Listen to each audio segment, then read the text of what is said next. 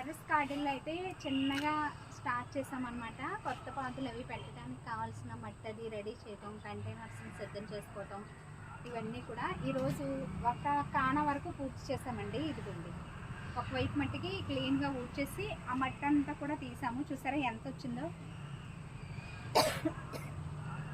ఈ మట్టి అంతా కూడా రేపు ఎరువులు అవి వేసి కలిపి మళ్ళీ వేపపిండి, ఎరువు, కొబ్బరి పొట్టు ఇవన్నీ వేసి మళ్ళీ సారవంతంగా మార్చుకుని ఆ కుండీలో నింపుకున్నాం అన్నమాట.